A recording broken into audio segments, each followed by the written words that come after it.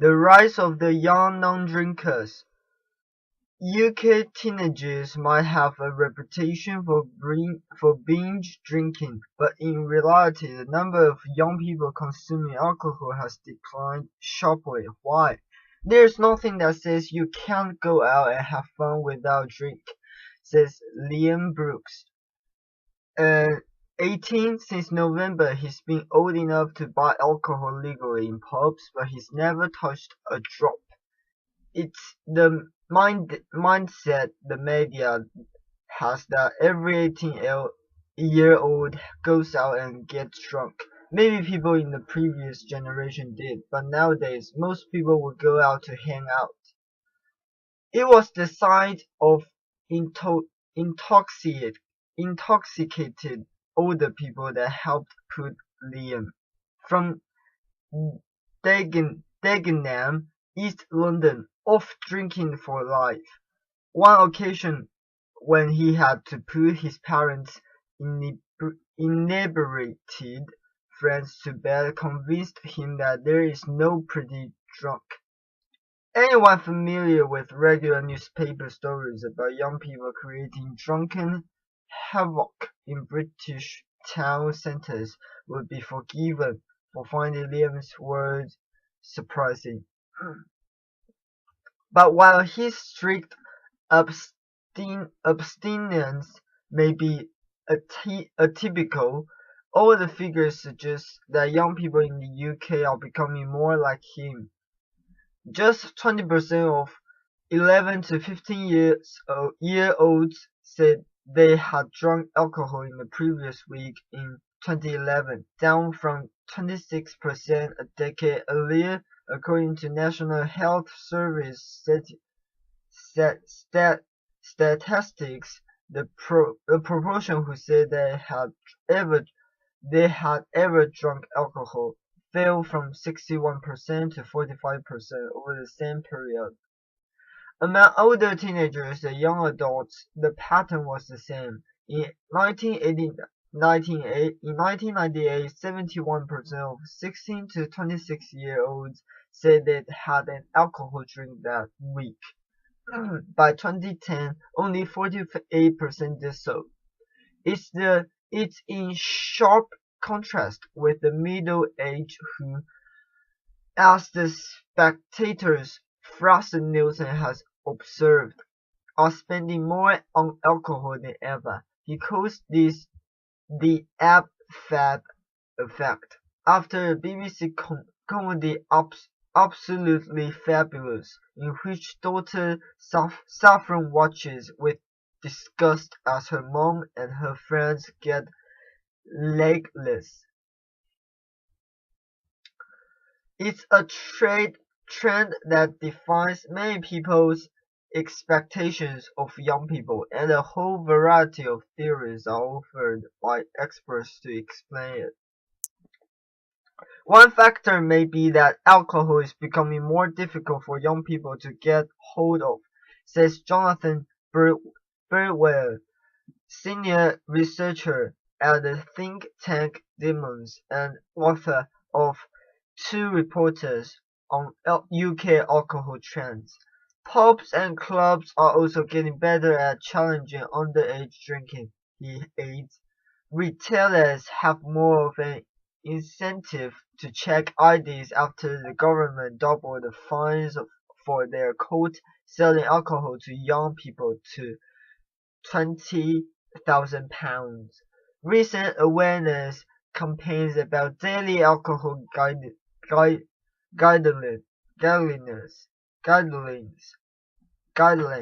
the arrival of drink-aware labels on bottles, and an increase in negative media stories around binge drinking culture may have all played their part.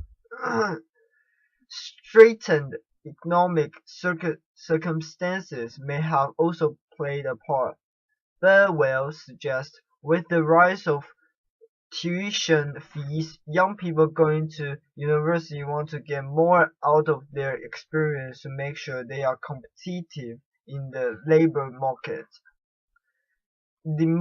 Demographic trends also appear to have contributed.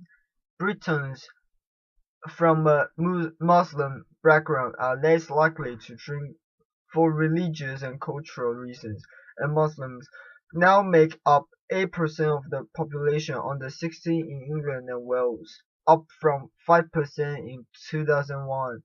Research has also found that pupils who go to more ethnically diverse schools are less likely to drink, whatever background they come from personally, Birdwell says.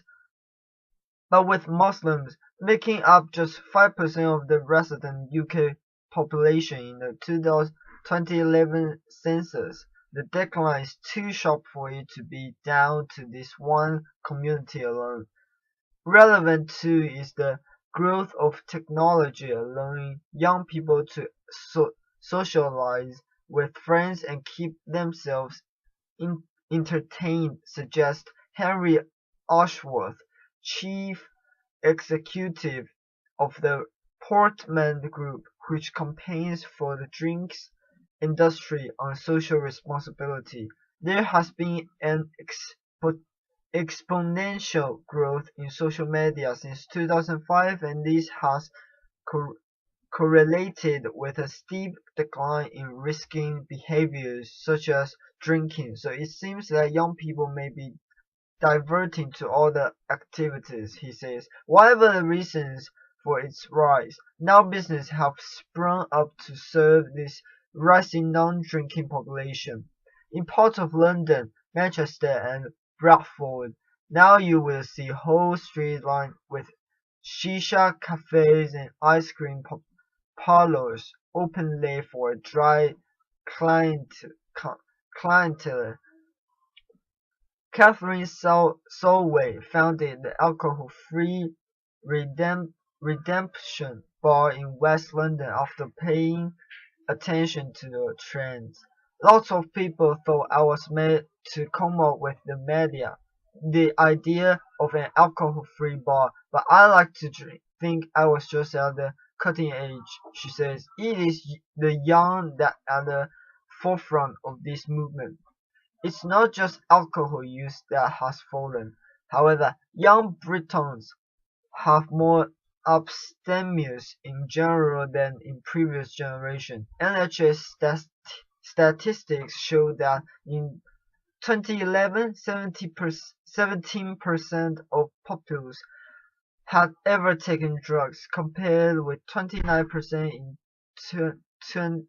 in 2001. Tobacco use has also dropped.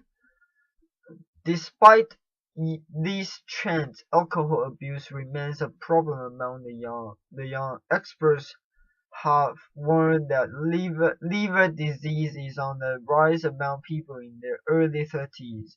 And in international terms, young Britons are still drinking more than most of their neighbours, according to the European School Survey project on alcohol and drugs. The young people who are drinking more than their European counterparts, says Rosanna O'Connor, Director of Drugs and Alcohol at Public Health England. She says the drops in overall consumption represent good news but a partial picture. It may be premature to say goodbye to the nation's boozy reputation, but Burwell argues that young people should be given credit nonetheless. The media headlines can be quite popular around binge drinking, and some towns and cities do have a significant problems, he says, but I think overall in the UK, we need to have a more dominant conversations around the fact that young people are choosing not to drink and nothing a positive development of that. But young abstainers still stand out. So far, Liam's friends haven't followed his example. For now, he says, if I'm hanging out with friends and they have been out of their minds drunk, I'm the one keeping an eye on them, making sure they don't make any mistakes. New York NYC carriage ban. Is New York's love affair with horses over? New York may soon ban horse-drawn carriage rides in Manhattan. Is this the end of a long love affair between the city and these animals, or is an urban lifestyle unfair for horses? Soon after his ina- in- inauguration as the mayor of New York City, Bill de Blasio announced that he wanted to end the era of horse-drawn carriage rides in Central Park. He has put a team in place to determine the legislative steps necessary to fulfill a campaign promise to outlaw the practice. Bill de Blasio will end the inhuman treatment of carriage horses and supports an immediate ban on abuse of carriage horses, reads his campaign website. Instead, de Blasio proposed replacing the horse-drawn carriage, which has a long history as a tourist attraction, an iconic image, with a fleet of vintage electric cars. Proponents say the carriage rides are an important part of the city's history. Many years ago there were thousands of horses in New York. They helped build the city, says Ariel, a carriage driver who has been working in the city for 30 years. He declined to give his last name because he does not want to be a target of animal rights activists. The road in the park is called Carriage Drive because people used to come from downtown in carriages and go through the park to do ice skating on a lake. We keep this tradition of taking people to a lake to give them a feel of the bond between people and horses, but it has been a long time since a horse-drawn carriage was the most efficient way to travel uptown. In modern life, animal activities say horses and cities thus don't mix. The carriage trade is unnecessary and it is not safe to keep them on the street.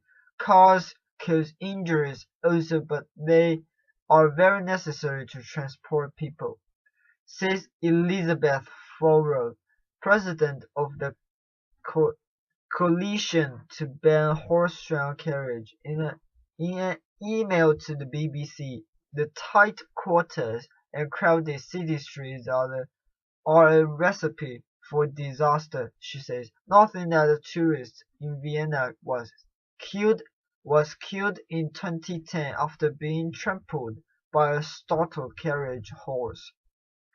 Every time there's an accident in which a horse spooks, it seems that NYC is once again dodging the bullet if no one is killed.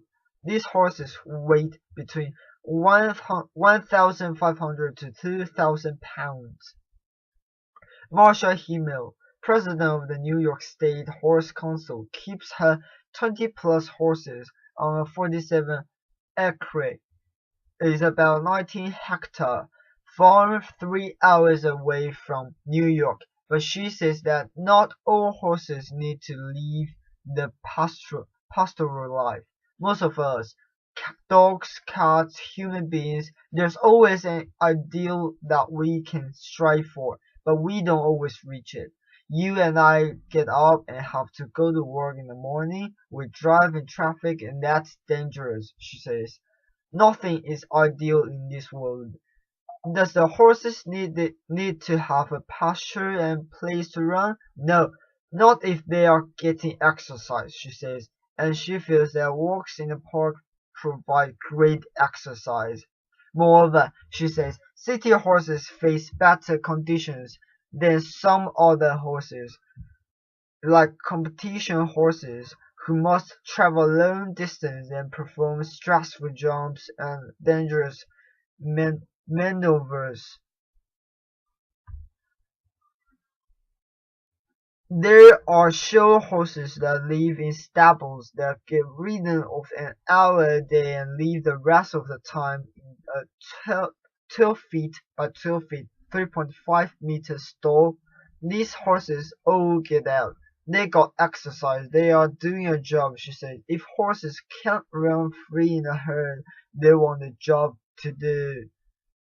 Holy Shiva, a veterinarian who trains draft horses and advises local governments on regulation and eliminating horse and carriage rides, says that horses can live good lives in the city, just not New York City. As Manhattan's climate and composition and architecture stand, it is inherently impossible to have a human carriage operation, she says. The canyon-like skyscrapers of Manhattan trap heat in the summer and create dangerous wind conditions in the winter, she says, and provide little room for horses to maneuvers if spoke. The asphalt on city streets can measure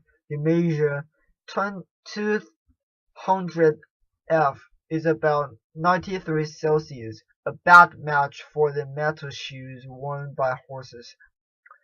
Manhattan horses, she says, live a nose-to-tailpipe existence, running too closely with city buses, taxis, and idling traffic, and put at risk for respiratory disease.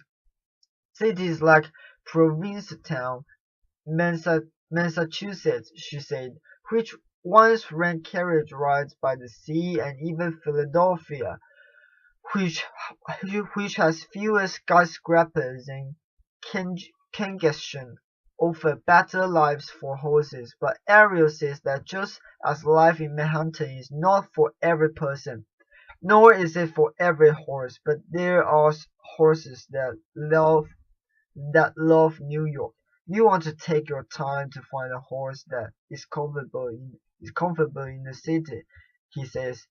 But with the right time and training, he soon becomes a master of the city. Time may run out of his horses, however, and not a moment too soon for those who believe the bright lights of the Big Apple are better left to humans.